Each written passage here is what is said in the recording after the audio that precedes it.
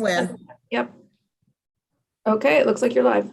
Okay, thank you very much. Welcome everyone to our budget hearing this afternoon on the higher education overview. We are going to start with our budget analyst, Ian Klein, and then we'll be starting with MHEC. So Ian, take it away. Thank you very much, Madam Chair. I'm going to share my screen, so just bear with me for one moment here.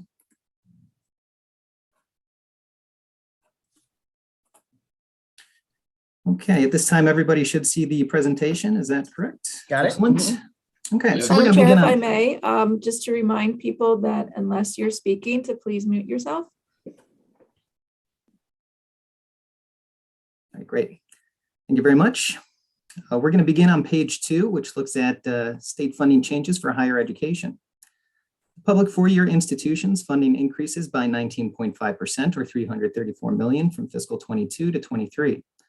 Other higher education increases by 21.6% or $143.8 million. And this results in a total increase of 20.1% or $477.9 million for total higher education as shown in the bottom row. More detailed summary of these budget changes will be discussed in their respective agency and institutional budget analyses. Turning to page 6, Exhibit 1 shows state support for the public four-year institutions. When excluding agricultural research and extension funding at Eastern Shore and College Park, total funding increases by $334 million. Bowie State University receives the largest percentage increase of 35.9% or an increase of $18.2 million. This is followed by the University of Maryland Eastern Shore with a 31% increase, Morgan State University with a 28.2% increase, and Coppin State University with an increase of 25.6%. Primary driver of these increases is the funding mandated from Chapter 41 of 2021. Exhibit 2 on page 7 shows changes in state and local funding per FTEs from fiscal 2010 when compared to fiscal 2020. Nationally, state and local spending per FTEs increased 8%, while 8 competitor states have also increased funding. Maryland's increase of 20% falls below only California, Massachusetts, and Washington when looking at our competitor states. Turning to Maryland state funding by segments, as seen in Exhibit 3 on page 8, this exhibit shows funding per FTEs at the Maryland two-year institutions. From 2012 to 2020, state funding increased by 67% and local funding by 98%. This, along with a declining enrollment at the Maryland two-year public institutions, has resulted in an increase in state and local funding per FTE.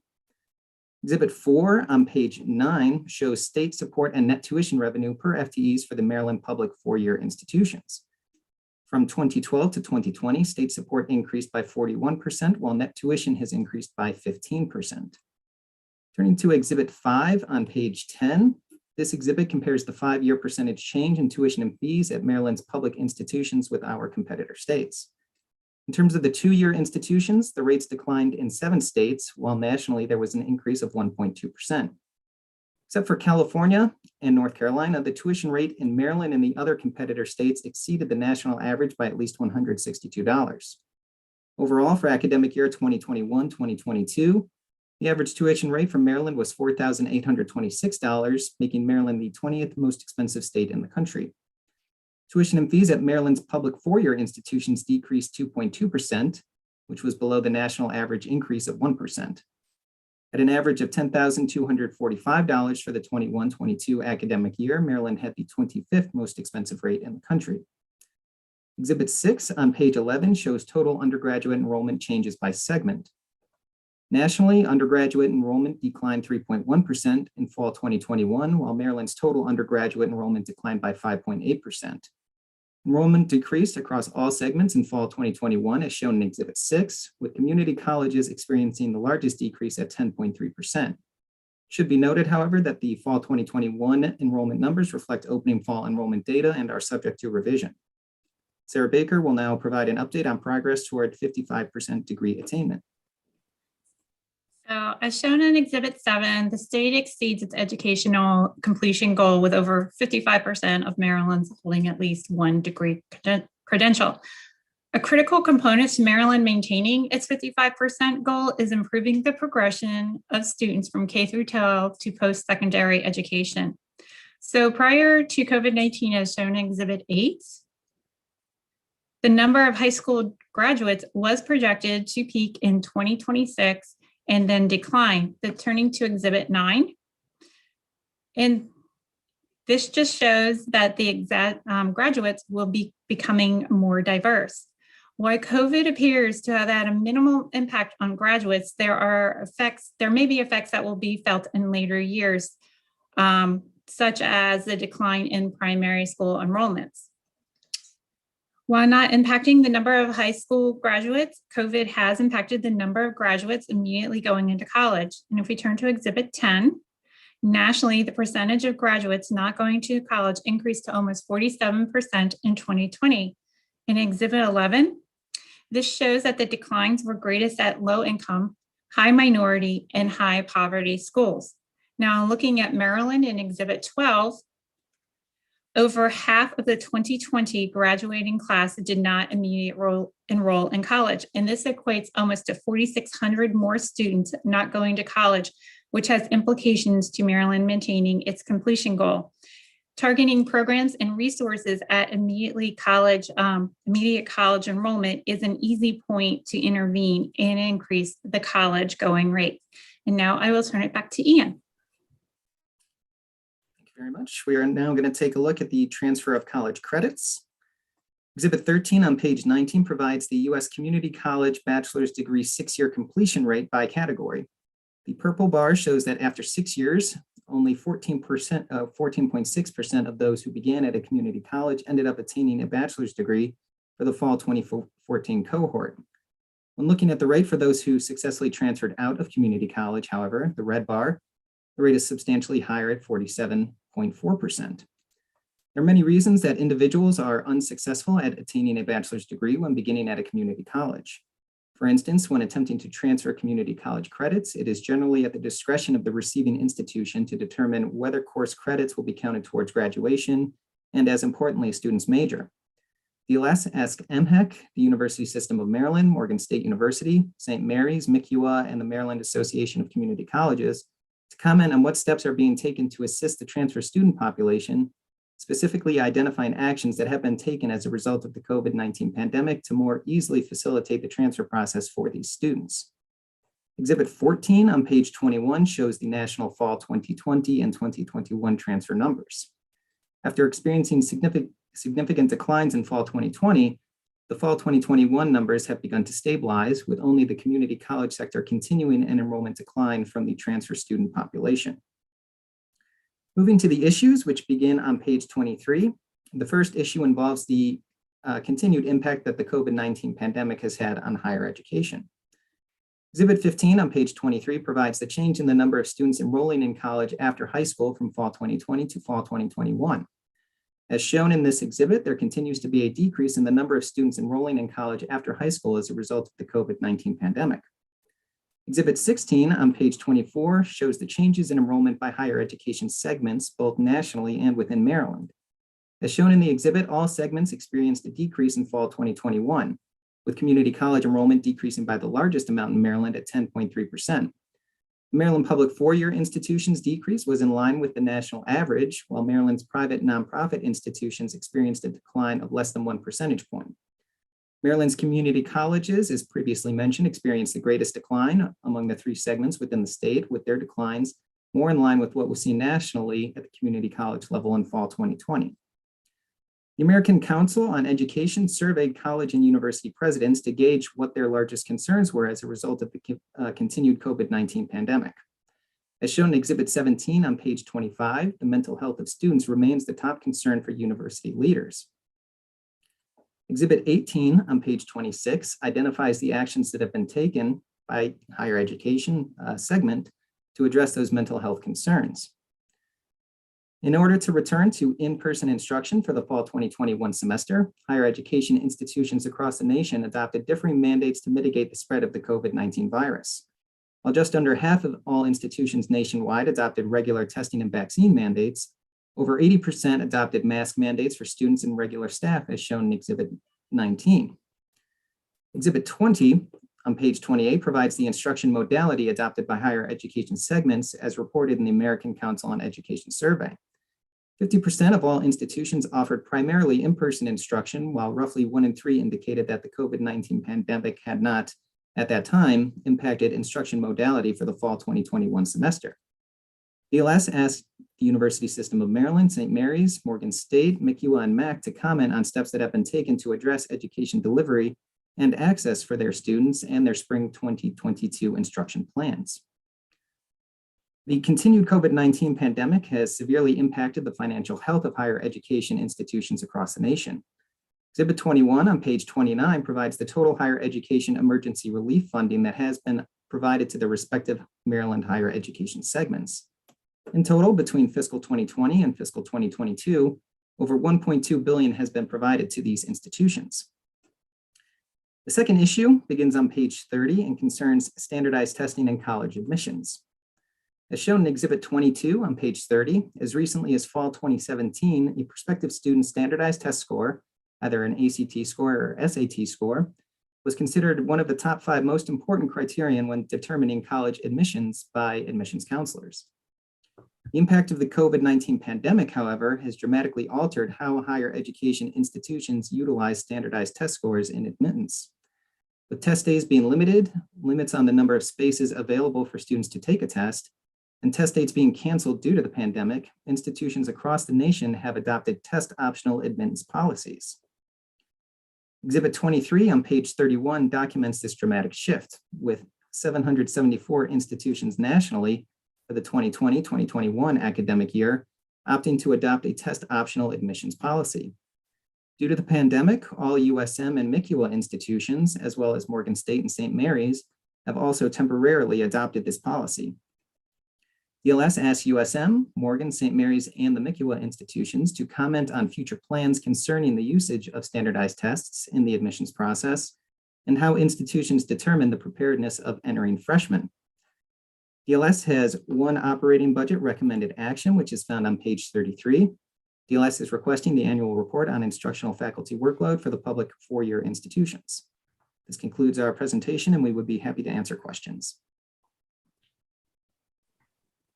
Thanks, Ian. Good report. Dr. Fielder. Good afternoon. It's a pleasure to see you again, Senator King, the chair. It's good to see the other members also.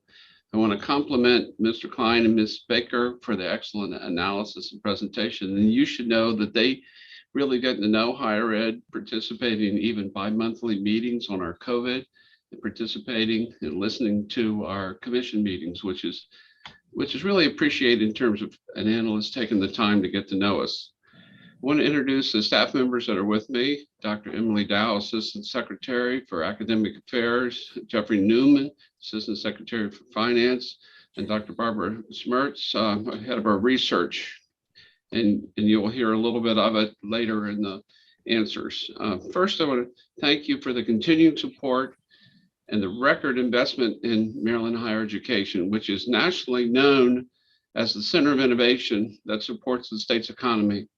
Maryland ranks, and this sounds like almost a Department of Economic Development or Commerce statements, but it's true. It's dependent on higher ed. We're the #1 state for PhDs and engineers in the workforce. We're #1 state in terms of vaccine development. We're #2 in the most educated state percentage of baccalaureate degrees. And that's so important when we look at where our workforce is headed. We're so strong in research and development funding. And I congratulate all of Maryland higher ed segments, the public 4 years, public community colleges, private 4-year, and the private career schools on their success in responding to the challenges of this pandemic. You should know that we have coordinated bi-monthly segmental COVID meetings that continue to the state to address the changing demands of the disease mitigation caused by the pandemic. Our early started in March of 2020, almost 2 years ago. We held a webinar of all presidents of all segments with representatives throughout higher ed, with hundreds of participants, both in person and online. This ongoing coordination effort has included successful communications with other health departments, both local and state, as well as the Maryland State Police, Departments of Labor, and other supportive institutions. our discussions have included in the very beginning assistance looking for very low temperature freezers for that early vaccine storage. It's included CDC and departmental guidelines on how to do vaccinations, testing, contact tracing, you name it. Scientific presentations, testing and contact tracing methods, procedures, supplies, and site availability. So it's been really a large lift. These meetings continue to demonstrate the interconnectedness of our state's departments and institutions.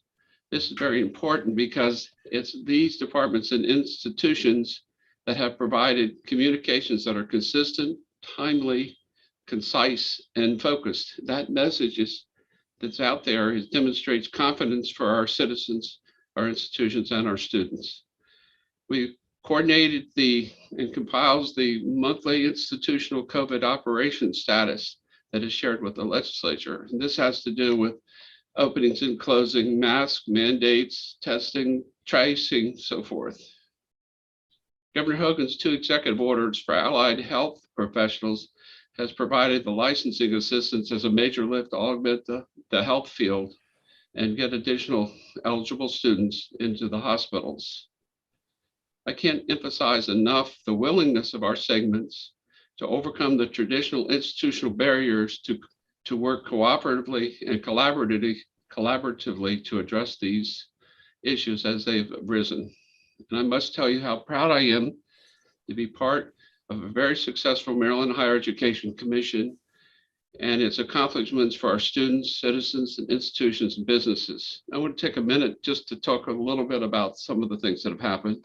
As you know, our state plan was to improve access, success, and innovation across all the segments. And to that end, as DLS analysis supports, the 6-year graduation rates improved from 66.1% to 70.5%. And that's on page 42 in your analysis. We still have more work to do, but it's coming along. The pandemic has placed a great strain on the institutions, as well as students' matriculation. Increased emphasis has been placed on supporting student success. That approach is already implemented institutions. Intrusive advising is using software to monitor performance for students. The software program Starfish has been used at several institutions, and what this does, it actually provides an ongoing update of students that are not performing at the level expected. So there's earlier intervention to help them not stop out or drop out. There's near completer scholarships to help the students that have finished 75% toward a degree, but dropped out. So there's a scholarship to help get them back in. So again, we can push toward that 55% goal. Institutions have established emergency funding to support students that have an emergency financial need. And as you can imagine, in these last 2 years, the economic turmoil that's been really called upon, and I congratulate the institutions for implementing that, even at the local level. One of the big changes, of course, is technology. It's increased the flexibility and has resulted in providing students different access, and you can see it in being pivoted toward hybrid from being in person. And it's so important to understand that for some institutions, this is 180% change, degree change. Also looking at workforce scholarships, credit for prior learning, and you'll hear a little bit later, quite a bit of work has been working on the transfer transparency with the system in all the institutions. The last 7 years, pardon? Chair King, did you have? Stop and I just want to make a note that I turned down requests from a couple of community colleges that really wanted me to put in a bill to allow the community colleges to give 4-year degrees. And in the conversations, what really came out of that was their frustration with the transfer issue as far as transferring credits. And that was the main reason why they were pushing so hard to get the 4-year degrees at community colleges. So something I'm really interested in. I'm sure not interested at this point in doing 4-year degrees at community colleges, but I really think we have to do some major work on this whole transfer issue. No, I agree with you. There's been a group out of MHEC as well as the system working for 3 years on the transfer issues and the fact that there's 11 different regulations in 3 sections of COMAR that have to be updated. And we will be presenting that at our next commission meeting in February to actually address these issues and hopefully clean it up to the sense that it's more understandable and transparent. Some of the goals that have already been reached is an agreement across the segments to, if a course is 70% the same at a 2-year or 4-year, then we get some transferability. So some of these things are getting down to a level of detail. As you know, other states have taken on the very difficult task of trying to do common numbering of courses right down to the individual course and level. That's a very hard lift. Not a tremendous amount of success. So we're looking at what other states are doing. And I know that the USM system has done a tremendous amount of work with even a new contract to improve ArtSys, which is our software program at the state level. Okay. If you could keep us updated on that, I sure would appreciate it. I think the members here would also. Okay. And then Dr. Dow will speak to the specific question in a few minutes. Just a couple more highlights just because it's so unbelievable. The last 7 years, the MHEC team, as you know, relatively small, has awarded over $1.1 billion. It's a B in scholarships, tax credits, and grants. And that's phenomenal. The nurse program, we've awarded $136 million. The student tax debt relief credit, $41 million. The community college promise, $19 million. These achievements have supported over 420,000 students to pursue their higher ed goals. And that's enough to fill the stadium 5.5 times. So it's been a lot of work, but it's worth it. Over 750 new academic programs have been reviewed and approved, and a lot more collaboration I'm seeing between institutions so that we don't get into the duplication issue. The most immediate challenge has been brought on by the pandemic. It's magnified the financial barriers for student entry and matriculation. It's hit those with the least financial reserves the hardest. It's hit their family the hardest, and it makes it harder for them to matriculate. It's also magnified the technology disparities within the state, and access to broadband, internet, and technology remain a barrier for success. So with that, I'll conclude and take your questions. Thank you. Senator Alford. Thank you, Madam Chair. Mr. Secretary, good to see you. I just have a lot of thoughts during your testimony. I want to thank the Chancellor and Dr. Phillips from MAC in particular for working through the ArtSys issue. And I concur with the chair. I'm not sure if there's anything more important we can do in higher ed than easing the transfer process to keep our best and brightest in state and keep college affordable. So we have a bill on that to help fund those upgrades. Yes. And I want to thank everybody for working with us on that. I guess, Mr. Secretary, my question is, which pieces of the code are you looking at, and isn't February a little too late for MHEC to be doing that review? So in turn that we could do the work that we would need to do based on those recommendations.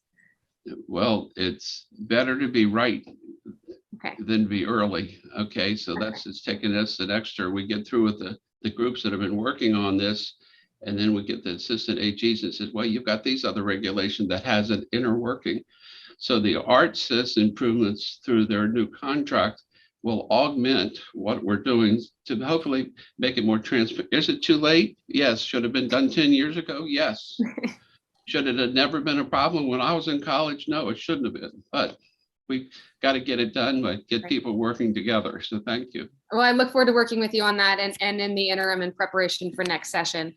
And then, Madam Chair, just one more question on the student aid as well. We wrote your office. We had a lot of constituents reach out about receiving their award notification for the need-based aid the day or the day before they had to make their final decisions for college. And I appreciate that your staff works incredibly hard based on the FAFSA information and everything that you have.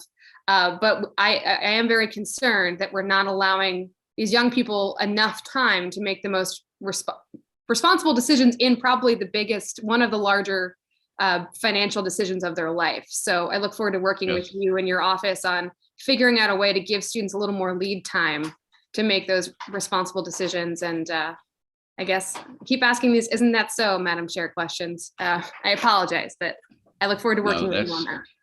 No, you're exactly right. That there are concerns about when we can award it faster? But we do have a process that has to do with verification, in some extent certification with documents. And this year, in the last 24 months, the pandemic has made the in-person meetings and follow-ups much more difficult. We have switched to interactive electronic application process, so that's improved that end. We switched over to virtual conferences. In 1 week, we had 500 conferences between students, parents, and our staff. So that there's a lot that can be done. Do we need to improve it more? Yes, and that's what we're working toward. Great. And we keep adding new, as you know, new scholarship programs. It looks like this year with legislation, maybe 3 more new ones, but the staff is not in the bill. So, you know, it's a challenge, yes. Thank you. Thank you, Madam Chair. Thank you. Any other questions from the members? Okay. Okay, Dr. Fielder, does this finish your presentation then? All these other people, were they planning to speak, or are they just supporting you? Well, they're always supporting me, which I really appreciate. I'm glad they are. I would like to have Dr. Dow speak to the transfer issue, because she specifically is the one who's been working with this work group for 3 years on it. Okay. Sure. Thank you. Thank you, Chair. Thank you, committee members and Secretary Fielder. I'll keep my remarks short. They're included in the testimony. Senator Elfreth, I understand the urgency and the need to move these regulations forward. As Secretary Fielder noted, we want to do it right. There's a bit of a cleanup, and it really stems from Delegate Solomon's bill from last session around the denial of credit. We could have easily have just put in the denial of credit component into our regulations and had that done in the fall, but we realized we really needed to do a full cleanup, a full reorganization. There are elements of general education that plays a significant role around the denial of credit.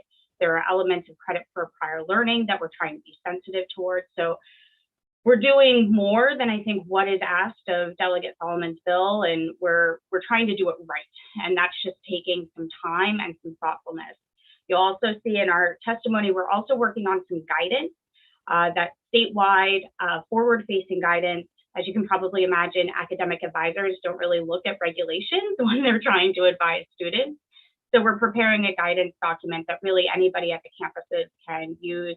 I'm also working closely with our student advisory council and thinking through how we do a pamphlet, an FAQ, a 101 information element for students who are interested in starting at a community college and things they should be thinking about. So we're trying to do this all at the same time because they're so integral with one another, and we just want to get it right.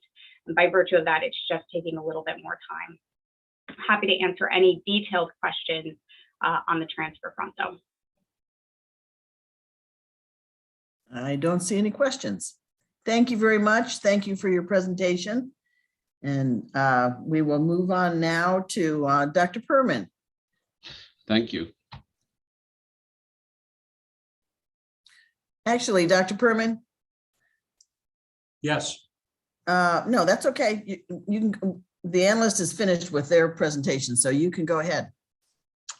Thank you, Chair King, senators, colleagues. I am going to address the question that Mr. Klein and Ms. Baker posed during their excellent analysis. I hadn't planned to mention this because I acknowledge immediately that what I'm going to say is highly anecdotal, and perhaps educators should not deal in anecdotes. But I am particularly struck by the appropriate concerns about transfer students.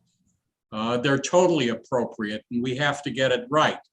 But what I hadn't planned to mention, and again, it's anecdotal, is that just yesterday, I had my monthly Sunday brunch with students from around the system. Now it's virtual these days. I owe them a breakfast, but the students, before we get into topics, introduce themselves. And 3 of the students were students who had transferred from our Maryland community colleges. So I took the opportunity. I asked them what you would have me ask them. I said, what was it like? Was it hard? And these 3 said, it was great. So either we're making progress, these are 3 outliers, or, we're getting there. So again, forgive me the anecdote. We want to tell you that we're pleased that we're beginning this transitioning to the new ARTSIS platform. The systems implementation started this month. All 35 participating colleges should be up and running on the new platform by the end of April. And staff training on the system is scheduled from March through May. The term heavy lift has been used. That's accurate. The system was proud to lead the effort and grateful for the participation of virtually 36 institutions. It's going to make it easier for students. It's going to give them a better idea of which credits can transfer where. It puts them more in control of their own education. It saves them credits, time, money, a lot of frustration. Now, I will say that we are constantly eager for appropriate ongoing funding to make this work. Beyond ARTSIS, I want to acknowledge that over the last few years, speaking for USM, we've obviously been focused on providing as seamless a transfer experience as possible. But once you get them transferred, you have to support them to success. And we are expanding programs that target academic advising, individualized attention and services for transfer students. In fact, we're starting that at many of our campuses before they ever get there. If they're part of an articulation agreement, they know they're coming to a USM institution. We try to bring them into the environment with support services, again, before they ever get there, so that they're a part of the campus. Several of the students I mentioned yesterday particularly cited these kinds of outreach activities. Now, I will say for us, we're grateful that the community college pipeline, this bond that we have, is still strong. We saw a small dip in transfer students last year. We didn't see a huge drop. Usually, our transfer student population annually is between 11 and 12,000. Last year, it was 10,800. So not a huge drop. That's the transfer student issue. The analyst asked about our commenting related to steps being taken to address education delivery and access for students, spring 22 instruction plans, given the pandemic.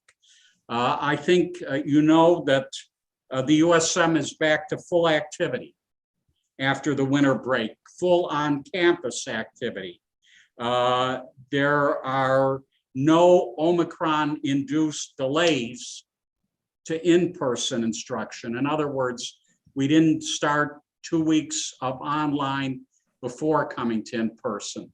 The campuses are operating in person. I'm happy to report to you low COVID positivity rates system-wide. I think that is attributable to the rigorous disease mitigation protocols that we still have in place, to our vaccination mandate, boosters for residential students, masking, testing, all of it. And these protocols allow in-person teaching and learning, we believe, without undue risk to our students and employees. However, we are employing high flex course delivery for students who have to quarantine so that they have uninterrupted access to the instructions that they need. The analysts asked that we comment on future plans for the use of standardized testing in the admissions process and how institutions determine the preparedness of entering freshmen. Our current admissions policy requires that students have a standardized test score, unless the Board of Regents has granted an exception. And we do have a few institutions granted exception by that methodology: UMGC, Salisbury, UMES. But when the pandemic interrupted standardized testing, the board gave me the authority to permit exceptions. And at that point, all USM institutions went to test optional admissions. Each of our universities has its own admissions criterion process, but they all consider the general level of preparation the student demonstrates. They look at high school transcripts. They look at a number of factors that try to create a holistic admissions approach to the process. And given the national movement toward a test optional approach, given the more comprehensive admissions processes that we had to develop during the pandemic, we have now convened a work group to propose a change in our admissions policy to permit more campus flexibility. And that proposal will go to the regents in late spring. In the meantime, given the ongoing pandemic, we have temporarily continued the university's flexibility to remain test optional. And I will add that across the system, our admissions and financial aid offices are working closely with one another, given that many scholarships currently require an ACT or an SAT score to qualify. So obviously, we've also got to look at new definitions for scholarship requirements. And then finally, the committee's asked that our institutions continue to provide annual instructional workload reports for tenured and tenure track faculty and all types of faculty. We'll continue to provide faculty workload reports annually. Please keep in mind that the professional schools do not have standards for teaching a specific number of classes. So we won't be able to report information for UMB. And of course, we will work to provide any other information we can that you request. Thank you, Madam Chair. Thank you, Dr. Perman. Questions from the committee? Oh, you're going to get off easy this afternoon. I never complain. There you go. Thank you very much. Thank you. Okay, next on our agenda, we have Dr. Wilson from Morgan State University. And I'm going to list the other people that are here with you, Dr. Wilson. Mr. Sidney Evans, the EVP for Finance and Administration, Dr. Hung Tao Yu, Senior Vice President and Provost from MSU, Dr. Don Terry Veal, Chief of Staff MSU, Dr. Kara Turner, Vice President for Enrollment, Ms. Kim McCalla, Associate Vice President, Facilities Design and Construction, and the Honorable, nice to see, former Senator Joan Carter Conway, Director of Government Relations. Dr. Wilson? Thank you very much, Madam Chair King. First of all, we have two things going on here at Morgan, literally.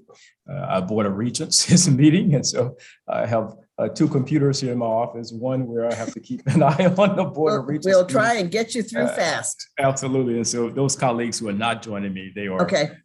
standing in for me at the Board of Regents meeting. But I certainly want to also express our appreciation to Mr. Klein and Ms. Baker for their wonderful analysis.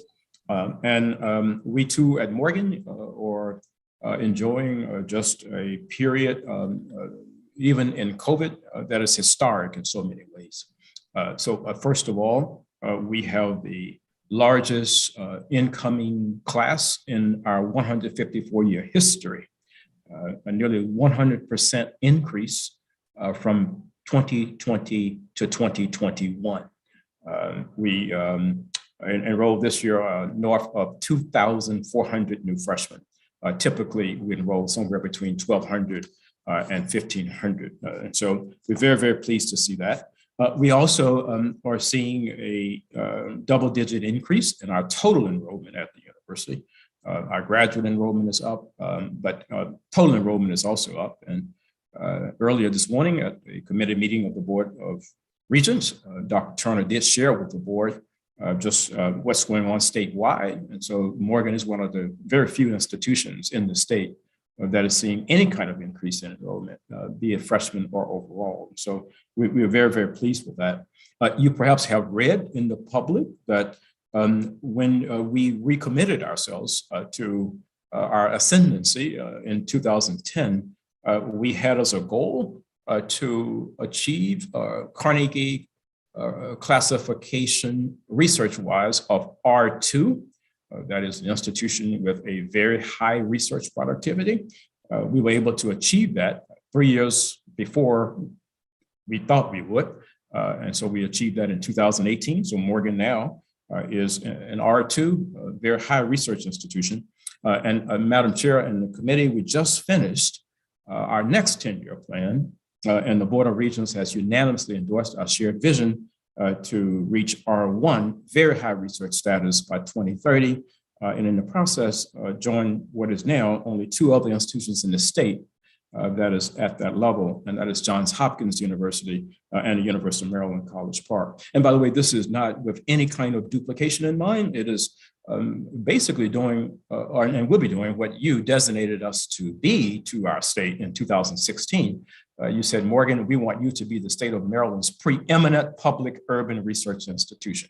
And we've taken that seriously, and we are raising our hands, and we are saying we're going to tackle the intractable problems of Baltimore City and urban and marginalized communities, and we're going to bring the evidence-based research forward to enable policymakers and others to know what to do with it on Monday morning.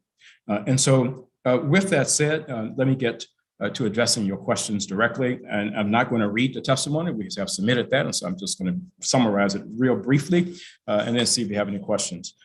First of all, with regard to the transfer student population, we have, of course, been looking at ways in which we could make the transfer process more seamless, easier here at Morgan for several years.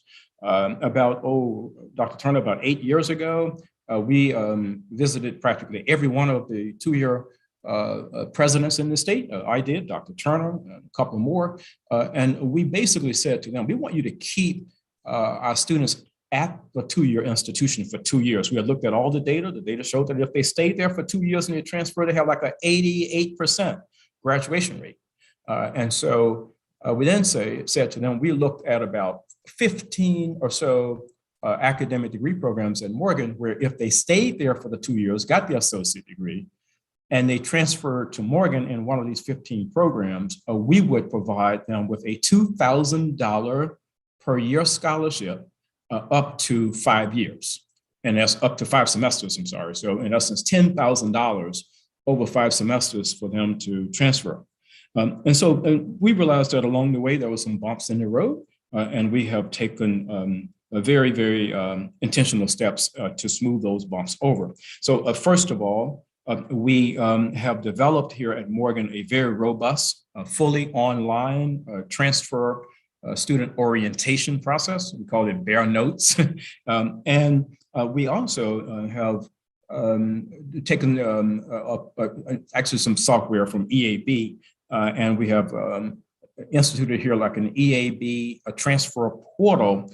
And that portal is designed to make it extremely easier for transfer students to navigate this process. So if you are a student at a community college in our state and you want to transfer to Morgan, you can go online and basically look at your own transcript and then look at the degree program that you would like to transfer into at Morgan. And then all those things will match up. You know exactly what credits would transfer and what credits would not, even before you officially apply to the program. And so that really is working very, very well. We did get some feedback that, students who were trying to transfer to Morgan, they became frustrated, because they had to contact, 5 offices in order to get all the answers that they needed. And so we centralized that process, created just one centralized portal. And we basically say to them, whatever your questions are, you just send them to this centralized portal. And then we would triage them to the appropriate offices on campus. We would get the response back and send it to you. So you won't have to make 10, 15 phone calls all over campus trying to get the information that you need. And so that has really worked very, very well. And then lastly, in this space, during the pandemic, of course, we're in the pandemic now, so it still persists. We also did not charge application fees for students who wanted to transfer to the institution. And also we accepted unofficial transcripts in order to ease the process. But of course, before they could officially start classes here, they had to show the official transcript. But those are some of the things that we have done in order to make that process a smoother one. Next, with regard to what we have done to address education delivery and access for students, particularly as we fully reopen in the spring. Madam Chair, I have to say that early on in the pandemic, I decided to audit 2 online courses. I had never taken an online course before for credit. And I was really curious as to the type of experiences that our students here at Morgan were having. The Chronicle of Higher Education got wind of this. They did a little piece on it. But I tell you, with all due respect to the legislature, I learned a heck of a lot in this process, much more than just the technology and putting technology in place. I learned about the mental health of our students. I learned about the challenges they were having in the home environment. I learned about the inequity with regard to access to technology. So much so that I immediately put in place here at Morgan a mental health task force, because what I was getting was overwhelming. And if you survey any president or chancellor around the country right now, I would argue that the great majority of us are not just looking at the online piece. We really have to do a lot of work to minister to the needs of the psychological needs, the mental health needs of students who are showing up on our campuses and they have lost a year and a half of high school. And then they're still in this virtual environment, and it is really, really damaging them in so many ways. And so I had to put that out there first instead of just moving straight to the technology. But with regard to that, we used some of the dollars from the federal government, and we retrofitted 240 classrooms here at Morgan with the appropriate technology to enable us to institute a mode of instruction that we call Morgan Flex. And basically, it's an opportunity to stream classes where students could basically decide at any point whether to take a class in person or to take a class via this Morgan Flex model. And there the professors are in the classroom. They are physically in the classroom. Students are in the classroom, but they have video cameras, motion cameras, and basically the students really like this particular form of instructional modality, though our students here at Morgan overwhelmingly prefer face-to-face. And so with that in mind, we were virtually closed from March of 2020 through August of 2021. And so we fully reopened the campus in fall of 2021.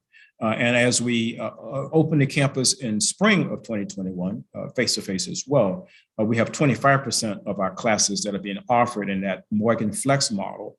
69% are face-to-face, and then another 16% are fully online. So, you can see that the majority of the students are overwhelmingly, if you will, prefer face-to-face.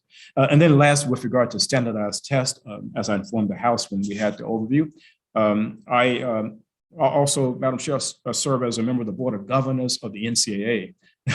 And also, I don't know if it's a good thing or bad thing now. And I'm a member of the Board of Directors of the Ncaa Division I.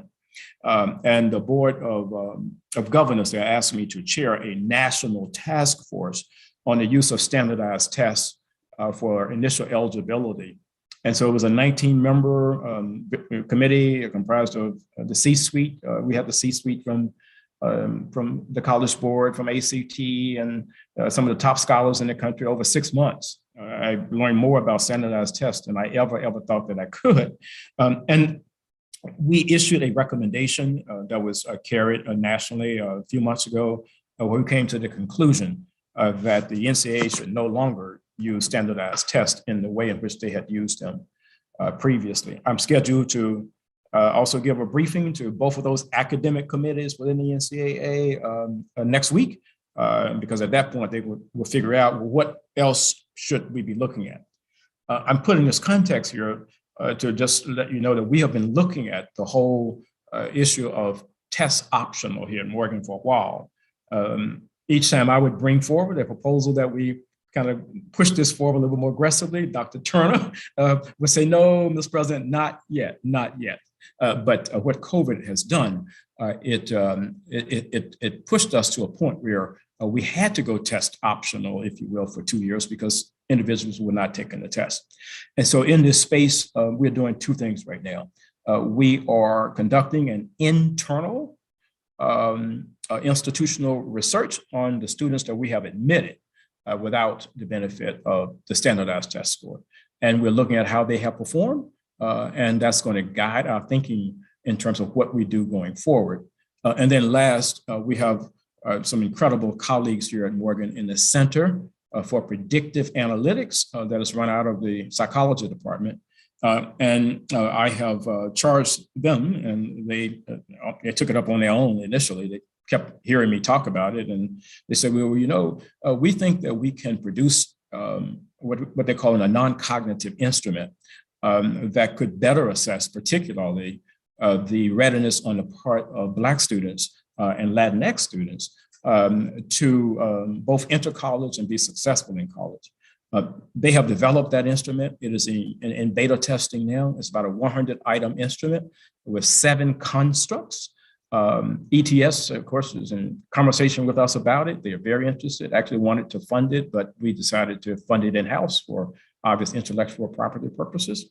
And so we are looking at this from a variety of angles, and whatever final decision that Morgan makes will be one based on our experience and also based on what we are learning in the process. And so, Madam Chair, with regard to item on page 33, of course, we will provide the requested report. Our faculty here at Morgan have traditionally had the highest teaching load of any research institution faculty in the country.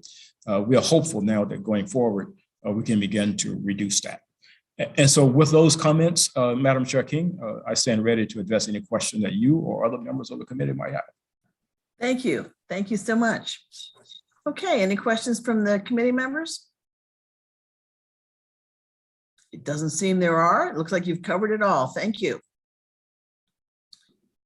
Okay, next we have Dr. Jordan from St. Mary's College of Maryland with Chip Jackson, the Government Relations Liaison, and Dr. Lawrence Leak, the trustee from St. Mary's. Good afternoon, Chair King and members of the subcommittee. We're actually very happy to be here today to discuss St. Mary's College of Maryland.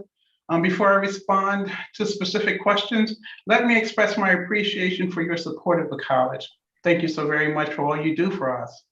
With our spring semester now well underway, I'm pleased to let you know that St. Mary's College is doing well. Total enrollment is up 2% this year, and is up 5% over the past 2 years despite the pandemic. Together, the implementation of our new LEAD curriculum that integrates the benefits of a traditional liberal arts education with the applied professional skills demanded by today's economy, our enhanced marketing and recruiting efforts implemented to launch our new brand as the National Public Honors College, and new academic programs in neuroscience and marine science are resonating well with prospective high school students and their families. We're also working hard to remain affordable. We have frozen tuition for 2 consecutive years, and today tuition remains less than it was 8 years ago in 2013. Oh. You will find more information about enrollment and affordability in our written testimony. And finally, I want to thank the analysts for their excellent work in preparing the report. So now to respond to the questions, you know, I try to be very efficient here. So you asked the questions on what steps are being taken to assist the transfer student population, specifically as a result of COVID-19, to more easily facilitate student transfer process. The college has continued to work towards enhancing the pipeline for transfer students. We've dedicated transfer admission staff and work closely with prospective transfer students and community colleges to make the transfer process as smooth and easy as possible. We have articulation agreements with virtually all of the community colleges in the state across many of our academic programs to make it easy. Due to the COVID-19 pandemic, the college added virtual options for recruitment and admission counseling to serve prospective transfer students. We did not experience a reduction in new transfer students the last 2 years due to COVID. Also, as a result of the college's efforts, our 4-year graduation rate, or 2-year, for transfer students has increased from 62% in 2017 to 74% in 2021. Next question on page 28, you asked about steps that have been taken to address education delivery and access for our students and spring 22 instruction plans. So for the fall 2021 semester, the college returned to full in-person campus environment with courses held in classrooms in a manner similar to pre-COVID conditions, but with COVID public health restrictions in place. Vaccines had to be up to date. We require masking indoors and guidelines for distancing and to de-densify the campus. The spring 2022 semester began on January 17th in the same manner as the fall 21 semester, fully in person. We've not yet had any cases that we know of COVID-19. And in the fall of 2021, we only had 22 cases of COVID-19, and most of those were among the staff. On page 32, there's a question on future plans concerning the usage of standardized tests in the admission process and how the college determines the preparedness of entering freshmen. Well, the college made the decision in 2019 to become test optional in the admission process, following research on the validity of standardized testing to predict a St. Mary's College student success. The research concluded that a prospective student's standardized test score was less accurate in predicting academic success than the student's high school GPA. For underrepresented students, the correlation between test scores and academic success was even less. So as a result, the college made the decision to become test optional in the admission process before the pandemic, and the college expects to remain test optional moving forward. The way by which the admission staff determine preparedness for entering freshmen is by carefully reviewing and assessing academic preparation, such as units of math and science and English, and coursework based on opportunities available to them in their school's curriculum. So, Madam Chair, that ends my report. I am happy to address any questions from the committee. Any questions? It must be because it's Monday. This might be a good day for you. We have no complaints.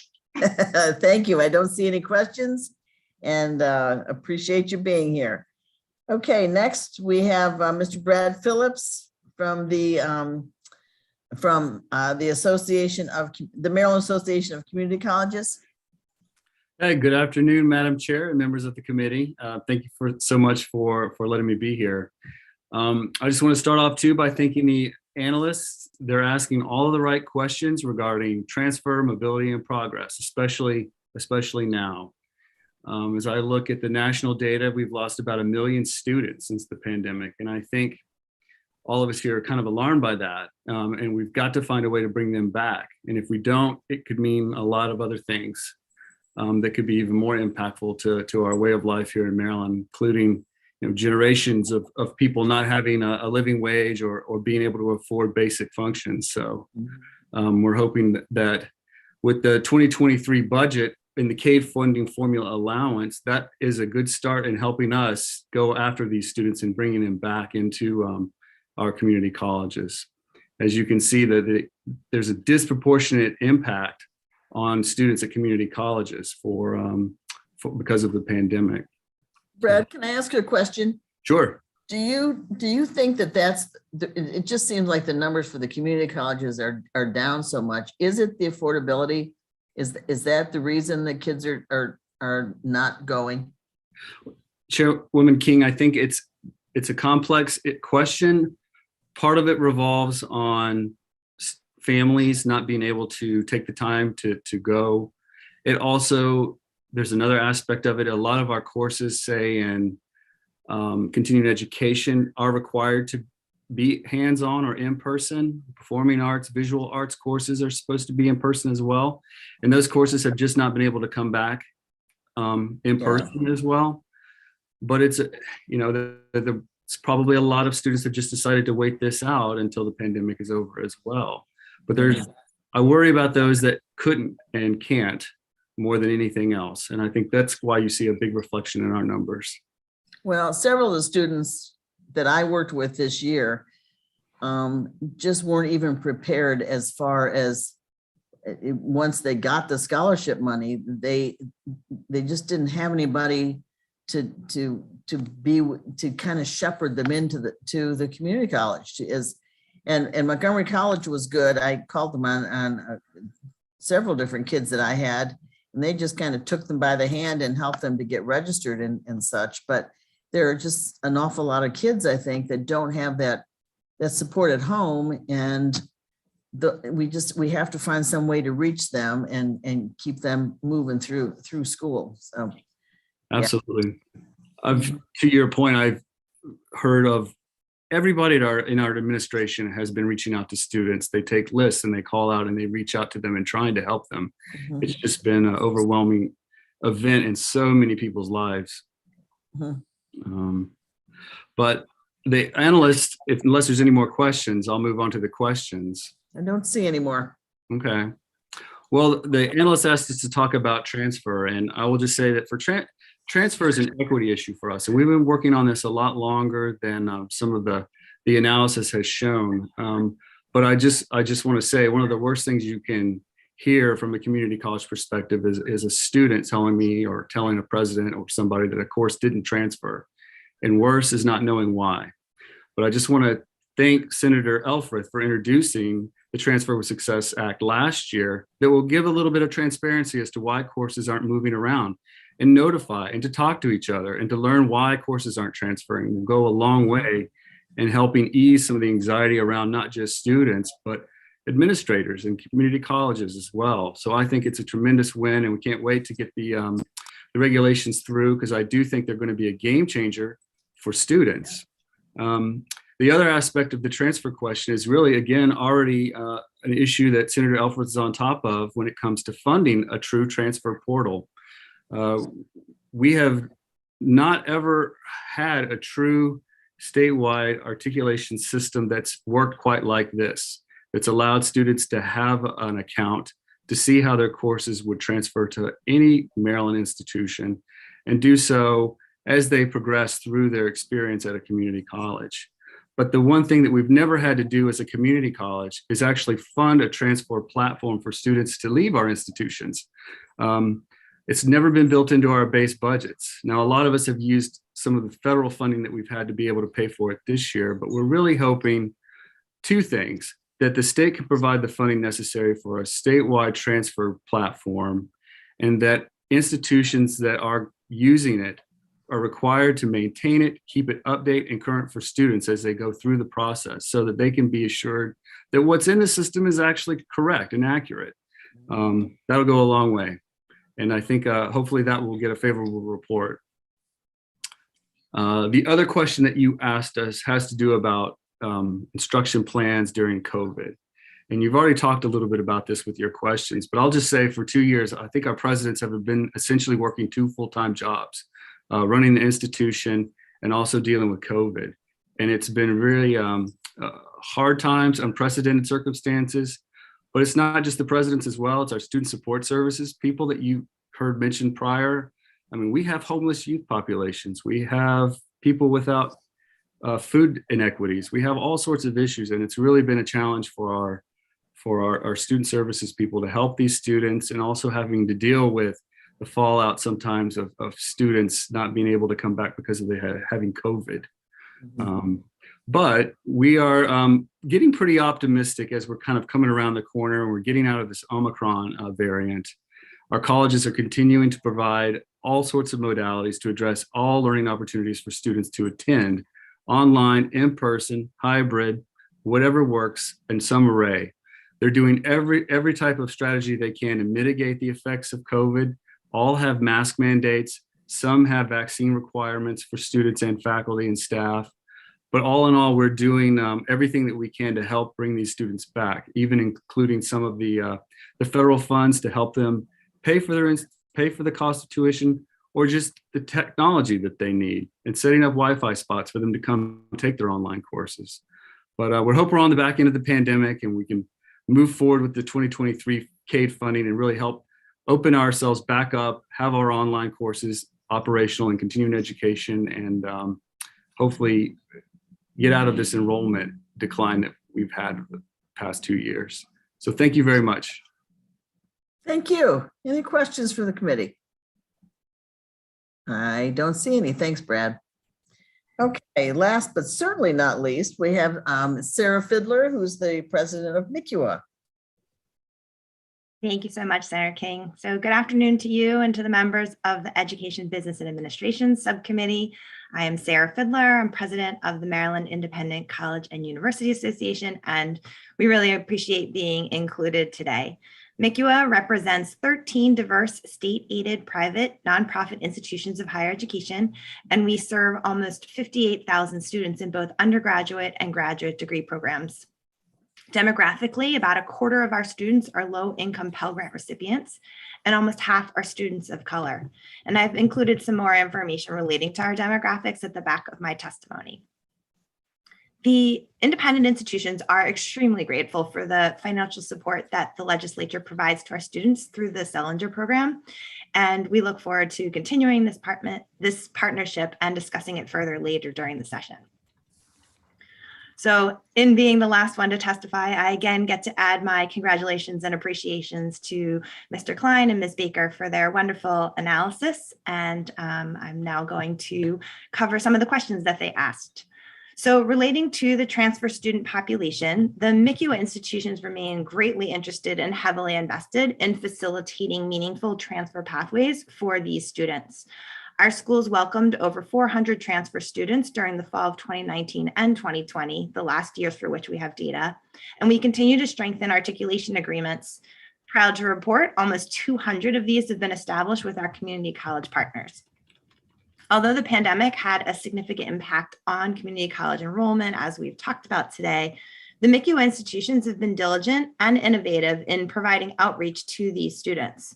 We have digitized our materials, we've provided virtual tours and information sessions, increased flexibility with deadlines, strengthened the role of peer mentors, and increased financial aid for these individuals.